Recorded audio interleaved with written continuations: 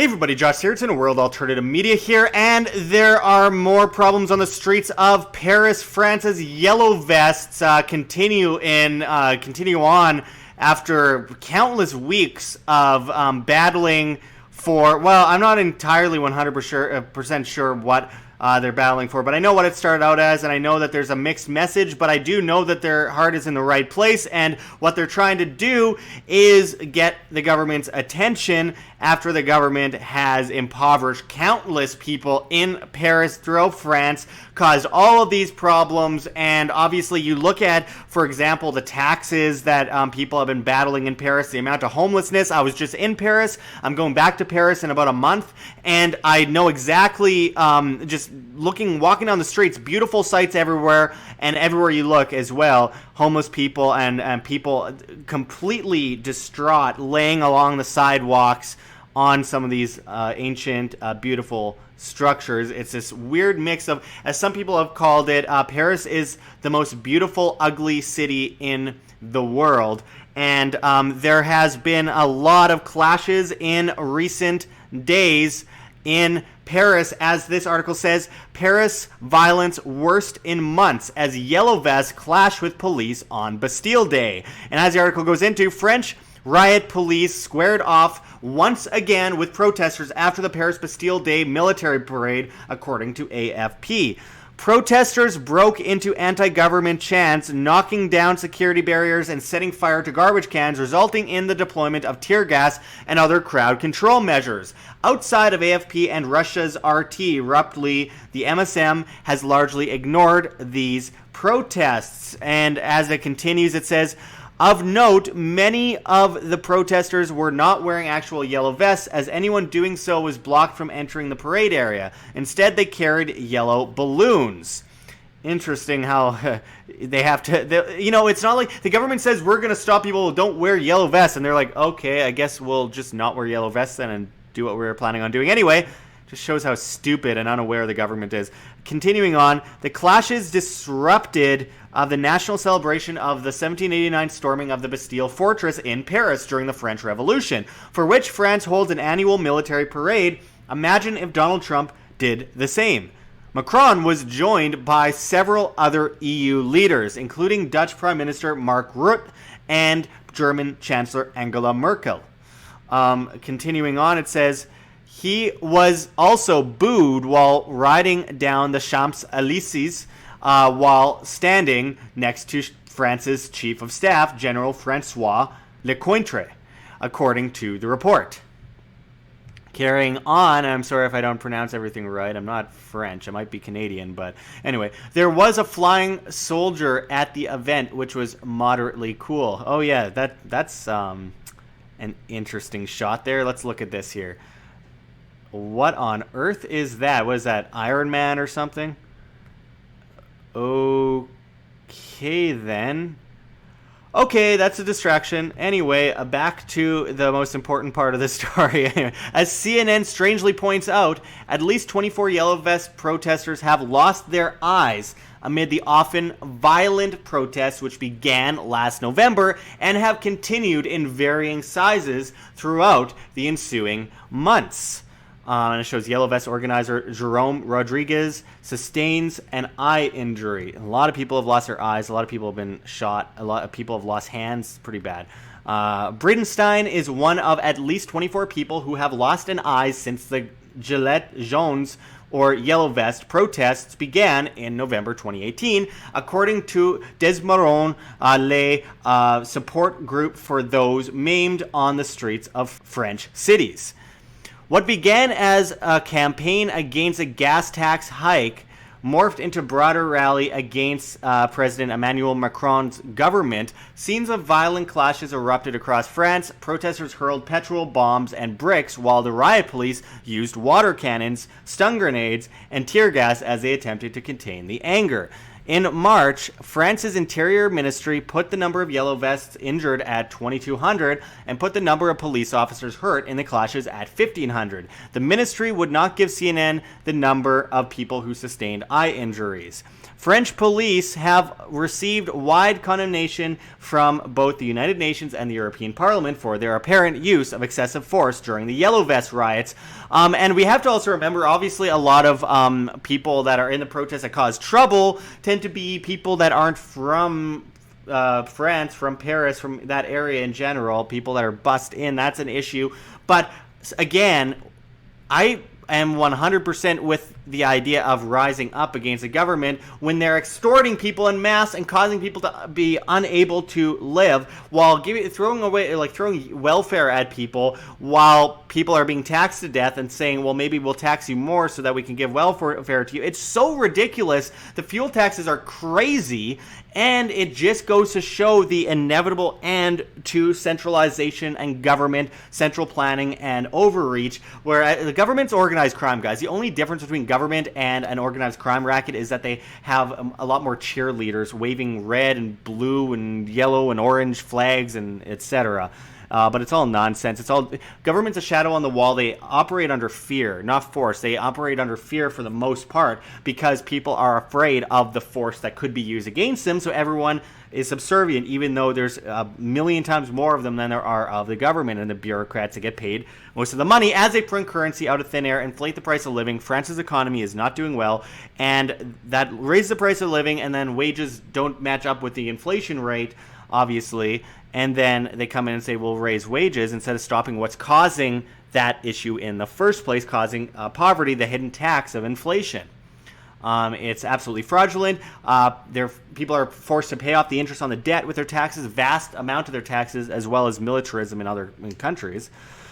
And that leads to more problems. It perpetuates the problems, and it's a Hegelian dialectic of problem, reaction, solution. Repeat. Yellow vest protesters clash with French police on Bastille Day. Police fire tear gas at protesters during a tense standoff in capital Paris following the annual military parade. They're kind of saying, hey, we fought a revolution. Well, here's another one. And honestly, I think evolution is better than revolution in this case. Don't ask the government to do things. Stop the government from doing things. That is where the angle I look at this from. Is that you're not going to get the government to solve the problems of government, so get rid of the government. You cut off 95% of a tumor and there's still 5% left, it will grow. It's a cancerous entity, and collectivism is a cancerous cult of emotional irrationality under the guise of helping people, and we need to understand that. As this article says, hordes of yellow vest protesters crash French Bastille Day parade battle with police, and there's more images there, and they're quite shocking. And I mean, you see this guy in the background just like on his phone, do as fires and explosions go off. It's all framing by the media, but nonetheless, it's a huge thing. And when I was in Paris recently, I was walking around Paris looking for yellow vests, and they're like, oh yeah, actually that's only on Saturdays at 1 p.m. And I'm like, what kind of revolution is fought on a timeline that's like on this time of every week? I don't know. I don't think that's powerful enough to make as much of a difference, though Macron has been backing down on to some extent. Now, there's also the black vests, and as this BBC News article says, black vest protesters storm Pantheon in Paris. Hundreds of undocumented migrants have stormed the Pantheon in Paris and demanded the right to remain in France. And this is also a big issue because, the government's creating conflict throughout the world, and then when those people end up on their doorstep after they armed and funded terrorists and caused all these problems and bombed millions of people, then they end up maybe in your country because their country's destroyed. It makes sense to me. It seems like that's something that would happen, but nonetheless, it's a way to create division and clash people against each other in order to keep people distracted from the real enemy. The government created the problem. The government is perpetuating the problem. The government is bringing people in. The government is creating divide. CNN one day is anti-Muslim. The next day they're pro-Muslim. It clashes those people against each other. It confuses people, and it creates fear, and then it creates, order out of chaos. So I think this is becoming more and more of an issue, and obviously people are distracted by identity politics rather than what's really going on. The government on both sides creating both sides of the problem. France on Saturday detained 21 African migrants who surged into the Pantheon in Paris to push their claims for regularized status, police said. The 21 will be held pending investigation into potentially violating legislation on foreigners, the local prefecture said. Now, when I was in Paris about 2 months ago, I guess, I'm just walking around, and the police are going around stopping and frisking people, and they claimed one man was a stoner. He had like hair, like short hair. Was walking around in a t-shirt and jeans, nothing out of the ordinary, and he had sunglasses on. So they claimed he must be a stoner, and they were just like stopping him and screaming in his face and putting their hands in his pocket. Another guy was preaching, and he was talking publicly, and yeah, some people could say it was annoying, but the police instantly said, no, you cannot speak in a public space. You can only speak in your home. And it's like, wait a second, you can only speak in your home? Wait, what kind of free speech is that? And I'm like, so people could voluntarily say to this guy who's preaching, I don't agree with your message. And he wasn't disturbing businesses. He wasn't like, he was in a square where there weren't any businesses. If anything, he was disturbing people who might have been napping in the public square. I don't know. Maybe all the homeless that France has created. But he wasn't really, people could voluntarily tell him to stop. You can't voluntarily tell the police to stop. They're the biggest public disturbance, in my opinion, over there, where I'm walking around and they're just harassing everyone, and they threatened to arrest me on 2 occasions for filming them. But they were harassing other people. So I'm like, hey, you're on film, guys. And they pretended they didn't know any English and just started filming me back and videotaping me. And I'm like, I'm already on video, guys. Like, see, I'm looking at my camera. I'm on video. But, okay, I guess you're going to take videos of me, too. And what are you going to do?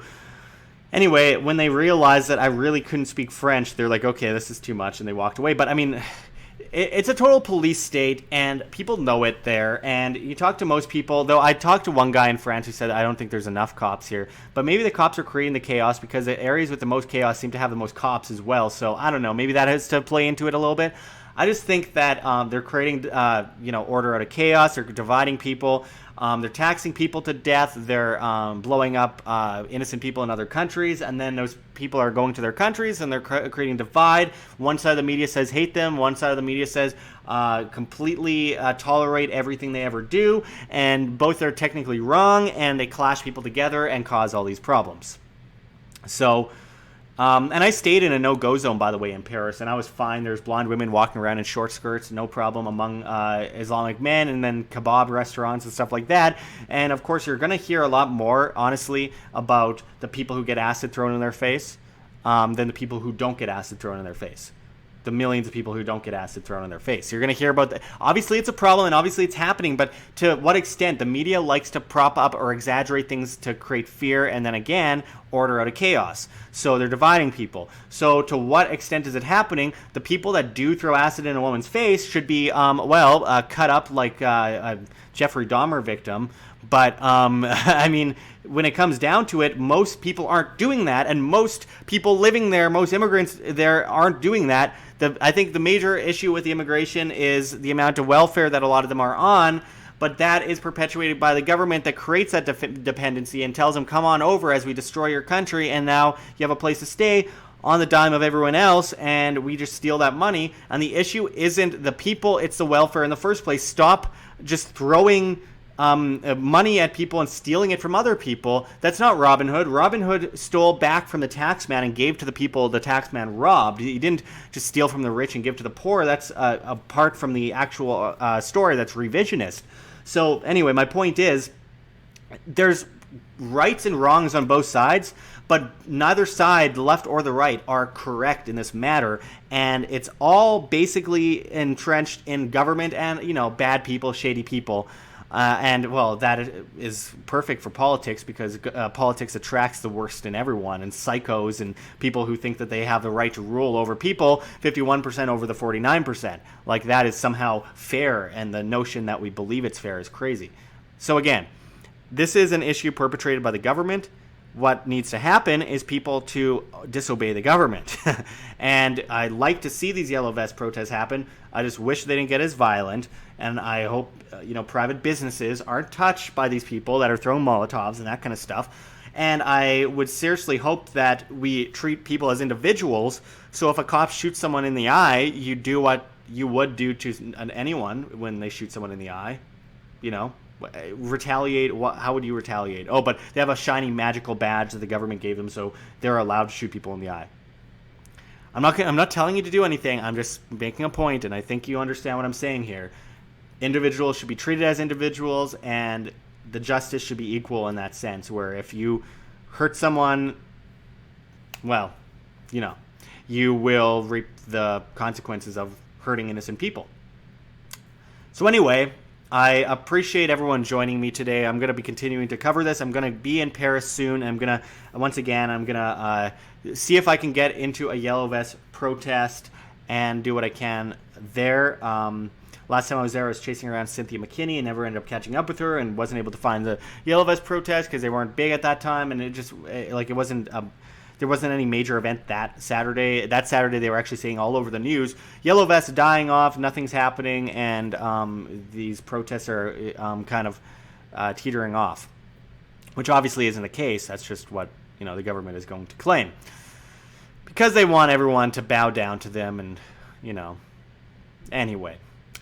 I'll continue to cover this as it continues to elapse. But until next time, this is Josh Sigurdson signing out from World Alternative Media. Find the truth, be the change. Like what you see here at WAM? Don't forget to check the links below. GoFundMe, Patreon. We can't do it without you. Any donation is very much appreciated, especially as we're so heavily demonetized and censored and shadow banned. It's getting really bad, folks. If everyone just gave $1 single a month to, say, Patreon or our Subscribestar, where we do subscriber-only content, we could really get out of this rut that we are currently in as YouTube tries to stifle independent media and prop up the mainstream media. This is really important. This is one of the most important times in independent media history for us to say it's now or never. Let's keep moving forward and let's be that change that we wish to see in the world. Of course, there's also our Bitcoin address below as well as on the screen for you to scan if you please. And of course, we got events coming up. So make sure to check us out at anarchovegas.com. Anarchovegas.com. Use promo code WAM, that's WAM, for a 10% discount on your tickets. It's on July 19th, 20th, and 21st in, of course, Las Vegas, Nevada. That's anarchovegas.com. Make sure to check us out there and find us on websites like BitTube and Minds, and just try to support independent media, if not myself, any of the other big independent medias out there, to help us continuously bring our message to you free of charge so that we can really change the guard as we move forward into a dramatically polarized, crazy future. Let's try to make it as sustainable as possible. It comes down to you guys. You are the change you wish to see. You guys will help us get through these tough times. So anyway, check out all those links. And until next time, this is Josh Sigurdson signing out from World Alternative Media. Find the truth, be the change.